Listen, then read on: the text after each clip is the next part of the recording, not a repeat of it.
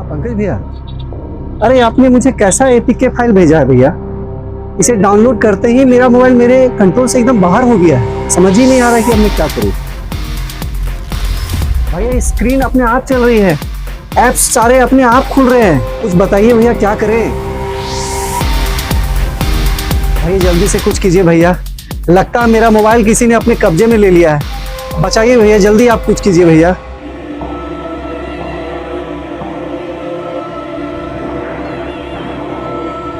You are hacked के पहले भाग में आपने देखा किस तरह से साइबर क्रिमिनल्स पंकज के व्हाट्सएप को हैक कर लेते हैं। सिर्फ एक एपीके फाइल, कुछ परमिशंस और कुछ सेकंड की लापरवाही पंकज से उसका व्हाट्सएप छीन लेती है।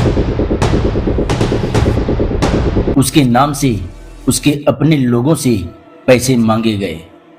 कुछ ने पैसे भेज दिए, कुछ ने उसे ठग समझ लिया और कुछ रिश्तों में भरोसे की पहली दरार पड़ चुकी थी।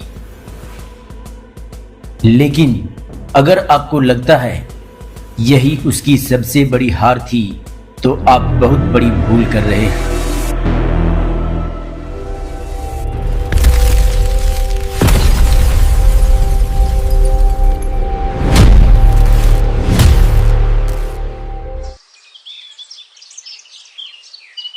सुबह सूरज निकल चुका था। लोग अपने काम पर जा रहे थे। बच्चे स्कूल के बस का इंतजार कर रहे थे। दुकानों के शटर खुल चुके थे। लेकिन एक कमरा अब भी रात में कैद था। पर्दे बंद, कमरे में अंधेरा, सिर्फ मोबाइल की नीली रोशनी और उस रोशनी में बैठा हुआ पंकज। उसकी आंखें नींद से नहीं, डर से लाल थी। चेहरा थक चुका था, होंठ सूख चुके थे, लेकिन उसकी उंगलियां अब भी मोबाइल की स्क्रीन पर चल रही थी। हर बार एक ही कोशिश और हर बार नई हार। वह ईमेल खोलता है, पासवर्ड इनकरेक्ट। फिर से कोशिश, incorrect password, recovery changed. Mobile उसके हाथ से लगभग छूट जाता है। उसकी सांसें तेज हो जाती है। उस पल उसे समझ आया, उसने सिर्फ अपना व्हाट्सएप नहीं खोया, उसका ईमेल भी अब साइबर क्रिमिनलों के कब्जे में था। अब पंकज ने अपनी पूरी डिजिटल जिंदगी की चाबी खो दी थी, क्योंकि एक ईमेल के साथ कई अकाउंट जुड़े होते हैं। Facebook, Instagram, UPI apps, bank account, सभी एक ही ईमेल के साथ जुड़े हुए रहते हैं। लेकिन सबसे डरावनी बात कि अब न जाने उसके नाम से अगला अपराध क्या होगा। अचानक मोबाइल की तेज घंटी बजती है। पंकज चौंक जाता है। वह कांपते हाथों से कॉल रिसीव करता है। हेलो पंकज, ये तुम आजकल फेसबुक में क्या क्या पोस्ट कर रहे हो? लोग मुझे फोन कर करके पूछ रहे हैं। क्या? पंकज कुछ सेकंड तक बिल्कुल चुप रहा। उसके होंठ कांपे, लेकिन आवाज नहीं निकली। फिर उसने किसी तरह कहा, नहीं, मैंने तो आज कोई पोस्ट नहीं किया है। झूठ मत बोलो। तुम अभी अपना फेसबुक अकाउंट खोल कर देखो, क्या क्या पोस्ट कर रहे हो सब डिलीट करो, वरना बहुत भारी मुसीबत हो जाएगी। पंकज ने तुरंत फेसबुक खोलने की कोशिश की। Password wrong. फिर से कोशिश, रॉन्ग पासवर्ड। उसने फॉरगॉट पासवर्ड दबाया, लेकिन रिकवरी ईमेल बदल चुकी थी। उसकी आंखें फैल गई। उसके माथे पर पसीने की बूंदें उतर आई। अब व्हाट्सएप, ईमेल और फेसबुक तीनों उसके हाथों से निकल चुके थे। धीरे धीरे पंकज अपने अकाउंट नहीं खो रहा था, वह अपनी पहचान हार रहा था। अचानक फिर से मोबाइल की घंटी बजी, लेकिन पंकज डर से फोन नहीं उठाया। फिर दूसरा कॉल, फिर तीसरा, फिर लगातार कॉल। स्क्रीन पर एक के बाद एक नाम, चाचा जी, भैया, ऑफिस, ग्राहक। लेकिन आज हर रिंगटोन जैसे गोली जैसी लग रही थी। हेलो पंकज, तुम्हारा मोबाइल हैक हो गया है क्या? पंकज, तुरंत अपना फेसबुक अकाउंट खोलो तो तुम्हारे अकाउंट से बहुत ही गंदे गंदे वीडियो पोस्ट हो रहे हैं। तुम्हारा फेसबुक अकाउंट से बेहद आपत्तिजनक पोस्ट हो रहा है। लोग समझ रहे हैं कि ये सब तुमने किया है। हर कोई तुम्हें बुरा बुरा कह रहा है। लोग तुम्हें गालियां दे रहे हैं, ऐसा क्यों? मैं मजाक नहीं कर रहा हूँ। अभी देखो, इससे पहले कि बहुत देर हो जाए। कमेंट की बाढ़ आ गई है, इस पे थोड़ा सा ध्यान दो। यह सुनकर पंकज की आंखें भर आई। वह कहना चाहता था, ये मैं नहीं, मुझ पर भरोसा करो। लेकिन शब्द उसके गले के अंदर ही अटक गए। वह तुरंत फेसबुक खोलने की कोशिश करता है, लेकिन उसी समय एक नोटिफिकेशन, न्यू लॉगिन डिटेक्टेड। उसके बाद दूसरा नोटिफिकेशन, पासवर्ड चेंज सक्सेसफुली। और फिर रिकवरी फोन अपडेटेड। उसके हाथ कांपने लगे। अब उसे समझ आ चुका था कि कोई उसकी पूरी डिजिटल जिंदगी एक एक करके अपने कब्जे में ले रहा था। साइबर अपराधी हमेशा पैसे नहीं चुराते, कई बार वे इंसान से उसका नाम, उसकी साख और उसकी पहचान तक छीन लेते हैं। पंकज धीरे धीरे खिड़की तक गया।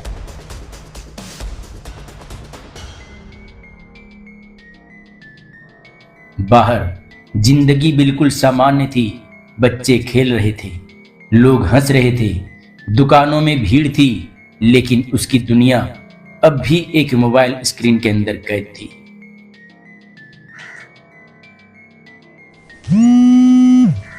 अचानक फिर से मोबाइल बजा।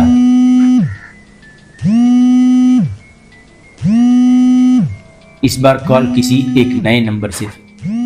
पंकज कुछ पल स्क्रीन को देखता रहा। उसने कांपते हाथों से कॉल रिसीव किया। हेलो। दूसरी तरफ से डरावनी आवाज सुनाई दी। अगर अपनी जिंदगी वापस चाहते हो तो मेरी बात ध्यान से सुनो। आप बोल कौन रहे हैं? नाम जानकर क्या करोगे? तुम्हारे बारे में मैं तुमसे भी ज्यादा जानता हूं।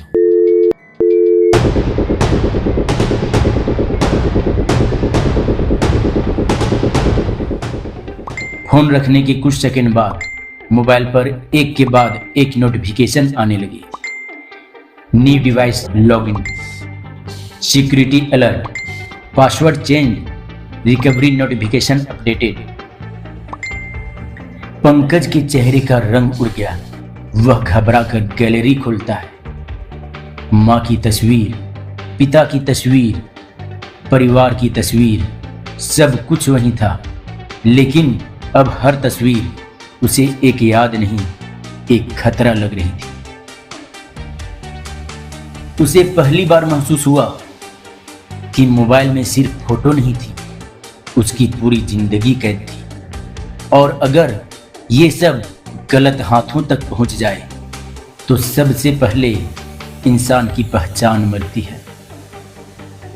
घबराहट में उसने डॉक्यूमेंट फोल्डर खोला। आधार कार्ड, पैन कार्ड, बैंक की जानकारी, जीएसटी के डॉक्यूमेंट्स, इंश्योरेंस के पेपर, दुकान के कागजात। उसकी सांसें तेज हो गई। उसने तुरंत मोबाइल लॉक कर दिया, जैसे मोबाइल लॉक करने से खतरा भी बंद हो जाएगा। लेकिन खतरा अब मोबाइल में नहीं बल्कि उसके मन में बैठ चुका था। अचानक फिर से फोन बजा। वही नया नंबर।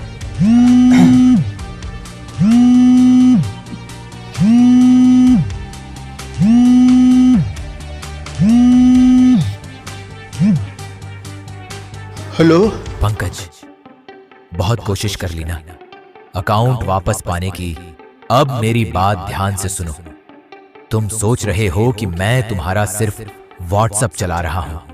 नहीं, मैं तुम्हारी पूरी डिजिटल जिंदगी देख रहा हूं। तुम्हारे दोस्त, तुम्हारा परिवार, तुम्हारे कागजात सब मेरे सामने हैं। पंकज चुप था। उसकी सांसों की आवाज साफ सुनाई दे रही थी। पंकज की आंखों से आंसू निकल पड़े, लेकिन वह कुछ नहीं बोला।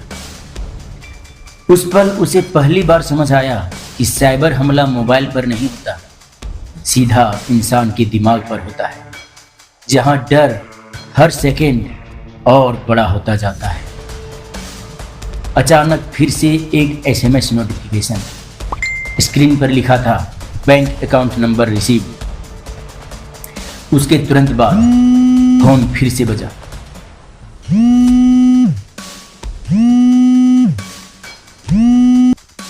हेलो।